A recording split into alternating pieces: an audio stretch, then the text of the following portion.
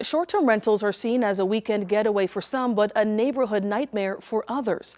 And the debate over these rentals is heating up across Ohio, and it has reached the Statehouse. I'm Rochelle Aline, an investigative reporter at 10 TV in Columbus. As part of our Ohio Investigates series, I teamed up with reporters in Cleveland and Toledo to take a closer look at who's pushing for restrictions, what property owners say about their rights, and what this fight could mean where you live. We start with Cleveland's Peter Fleischer, who says he has voices from both sides of this debate. So we bought this property in 2017. Dave Stokely's livelihood is built around short-term rentals. We decided to put a couple of these on Airbnb just to see how they did. That was 2019, and we've grown slowly and steadily, but completely locally ever since. This unit in Lakewood is beer-themed. We gathered memorabilia from all the local breweries. We make recommendations. It's one of about 80 in a larger rental portfolio. Stokely says safety and responsibility are top priorities. Screening guests on the front end is absolutely the biggest thing, and we're very, very serious about that. We're in the process of installing cameras and noise monitoring devices in all of our properties. We're running a reputable business, and we can't have anyone think that we're doing otherwise. But barely 30 miles southeast is a very different story.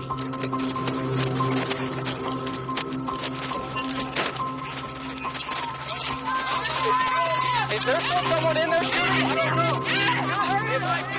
Bath Police Chief Vito Sinopoli has seen the worst case scenario inside a short-term rental. Oh my gosh.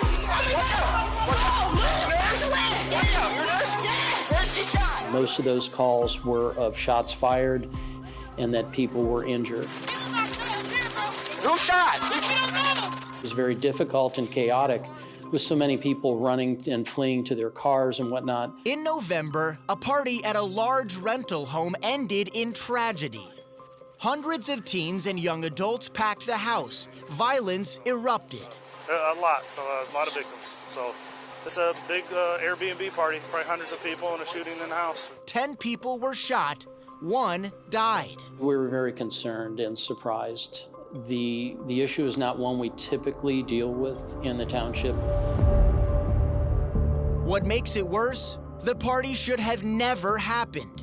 Short-term rentals, or STRs, often found through services like Airbnb or VRBO, aren't allowed in Bath Township at all. Our zoning resolution, essentially we interpret short-term rentals and construe that language as a business use within the residential districts and not permitted. And Bath is not alone. Several Northeast Ohio communities have moved to ban or restrict STRs over the last year. We want to ensure and maintain our residential neighborhoods as residential. Stokely and Sinopoli represent two sides of the same debate, whether short-term rentals help communities or put them at risk. It could soon reach the Statehouse. This bill seeks to protect the rights of property owners who own and operate short-term rentals in Ohio. Senate Bill 104, authored by Central Ohio State Senator Andrew Brenner, would strip local authorities to ban or restrict STRs, creating one statewide set of rules. Each property would pay a registration fee and a 3% lodging tax, with at least half of that money going to local tourism bureaus. But not everyone agrees that the price is worth it. We feel it should be opposed. We've reached out to our local state representative, made him aware of our concerns with it, and our hope is that it does not pass. What would you say to a local business owner who pushes back and says the restrictive policies are unfair? By and large, we've not had a great deal of negative response to how we construe our zoning resolutions. So. But again, there is a process by which someone who feels that a provision within our code is too restrictive can appeal. I know the data because we've hosted over 80,000 nights at our properties over the past couple of years, and nobody has ever gotten shot. 99.9% of the short-term rental operators do things the right way. They care about what's happening in their properties and in their communities. For now, regulations depend on where you live, but future votes over this bill could change the rules for every neighborhood in Ohio.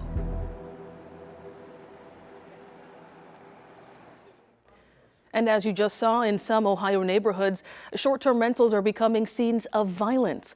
Ohio Investigates took a closer look at what's happening at some properties and how concerns from neighbors are driving calls for tougher oversight. Here's Toledo's Melissa Andrews. I knew there was gunshots, and I look over and I see he was bloody. But there wasn't a broken window. I didn't hear a window shatter. Andrew Price was driving down his West Toledo street when his fiancee, Cole Lipkowski, was shot in the head on June 29th. He was way down there. I drove away. I don't know what happened. We were just driving. Cole was killed by a stray bullet shot by people outside a party at an Airbnb. The bullet must have come from behind the tree over there, and it came through here. It's still lodged on the backside of this. Some of those bullets went into Candy Gill's house. She was sitting on her couch when one landed in her chair. It came through like kind of at an angle here and through that window there. Edward Thompson lives next door to the Airbnb. It's getting louder over there and people are arguing. His wife sent these text messages to the owner, Jennifer Wolf, hours before the shooting, when people started throwing whiskey bottles and food over the fence and parking on their yard. By the time everybody was here, you couldn't get a car down that street. 3 hours later, another text from Annette. A man was killed on the block. A neighbor named Alyssa reaches out to Jennifer Wolf the next day asking about plans to shut this down now that someone is dead. This is a danger to families in this neighborhood. And another from Chase Volhaber, who says your Airbnb party last night got our neighbor shot in the head. Your negligence to seeing who is renting or what is happening there has now disrupted our safety for our kids and families here. His wife Taylor says these short-term rentals don't belong on residential streets. There's very little control that you have over what happens once you give somebody the keys to your house. 11 Investigates learned Wolf's Airbnb was not registered on the city's short-term rental registry, and she did not have a permit.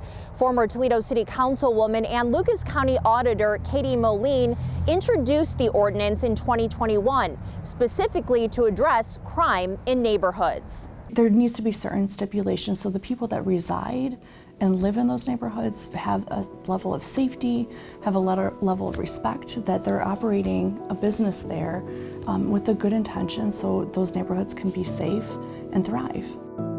11 Investigates compared the 47 properties that are registered on the short-term registry with police reports obtained in a public records request.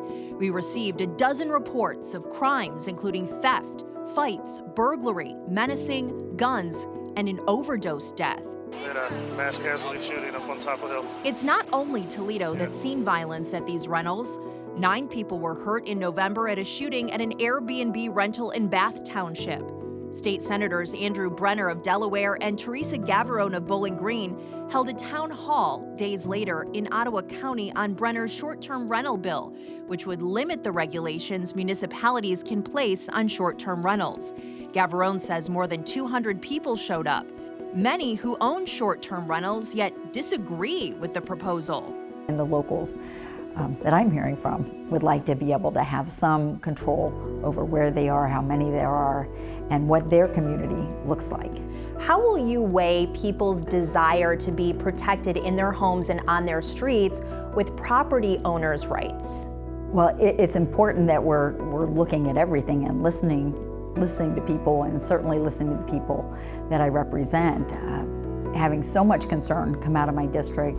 Lincolnshire Boulevard is forever changed. It used to be a street where families like the Volhabers played outside with little worry for their safety. Taylor says that all changed after the party and Cole's murder. It almost feels like a neighborhood-wide like PTSD in a way. It's taken away that sense of safety for sure. I went to Jennifer Wolf's house and left a note, called her and messaged her on Facebook. She did not respond. 11 Investigates asked the city how the rental registry is enforced. We were told it's complaint-driven and is primarily focused on occupancy and parking limits and whether the properties have fire extinguishers and smoke detectors. It does not prevent bad actors from breaking laws and rules. Moline says the registry could go further, and creating zoning for these rentals may be a solution. Gavarone says the short-term rental bill is in the committee stage, so you can testify for or against it in person or in writing. For 11 Investigates, I'm Melissa Andrews. And short-term rentals are now a normal part of travel, but when things go wrong, the impact can last far longer than a weekend stay. Across Ohio, communities are responding in very different ways, and not everyone agrees on what works. I looked at how the state is handling regulation and what neighbors say still needs to change. On July 4th, 911, what is the location of your emergency? Yeah, somebody got shot. I got shot. Everybody's running. a mass shooting on the south side of Columbus. An eyewitness told us it happened at a house party held at this short-term rental. It was a lot of folks in there, and everybody was having fun until the wrong crowd showed up and everything just literally went left. Columbus police say 6 people were shot that night. 17-year-old Cameron Moore didn't survive, and so far no arrests have been made. I know I did call 911. Fanan Bonsu lives nearby, and she says it's not the first time that house has had problems. I want to say the month prior to that, it was another incident where shots rang. I don't think anybody got hit. Records show there was a call for service to that home in mid-June for shots fired. And Bonsu says something needs to be done. These spots get uncontrollable. As of December, the city of Columbus had about 1,500 short-term rentals registered in the city. It's one of the largest registries in our entire state, but that number is constantly changing. We also learned through our investigation that there really isn't anyone who is consistently tracking problems at these properties. But lawmakers in our state are now taking action. It's just the beginning of the process. We sat down with Columbus Councilman Emmanuel Remy. He says the city of Columbus already has rules for short-term rentals. For example, they can revoke your permit if you're caught committing certain crimes or if there are too many police calls to your property in a year. But after the mass shooting, Remy says there needs to be changes to that policy right now. One of those tools is through our police having a trespass authorization form. So that gives them the authority to go onto a property when there is an incident. And he also wants to make it easier for neighbors to report concerns. I've been doing it since 2018. Dom Royal manages more than 24 short-term rentals. Should there be tighter regulations on them? I think it would be appropriate opposed to just getting rid of them altogether. And he says he works hard to make sure his guests are good neighbors. A lot of my clientele are people traveling for work. I get people traveling here for different medical procedures. I just had a couple here that was having a beautiful moment to where they were able to adopt a child. State Senator Andrew Brenner has proposed legislation to keep short-term rentals from being banned in our state. This is not anti-regulation, right? Yeah, this is, again, health, safety, and welfare and nuisance. So if a property, any property becomes a nuisance, local ordinances and so forth can still cover that. If passed as is, Senate Bill 104 would grandfather in existing bans and adjust how short-term rentals are taxed. But so far, it's been met with mixed feelings from those impacted by this issue. And in the end, what Bonsu and others say they hope to see are changes that will hold problem property owners accountable. So if it's your house, your rules, then you're responsible. And 10 TV reached out to that property owner several times for comment, but we did not hear back.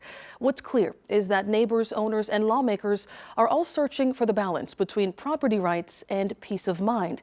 And as communities and lawmakers weigh solutions, Ohio Investigates will be here to track how those decisions impact your neighborhood. For Ohio Investigates, I'm Rochelle Aline.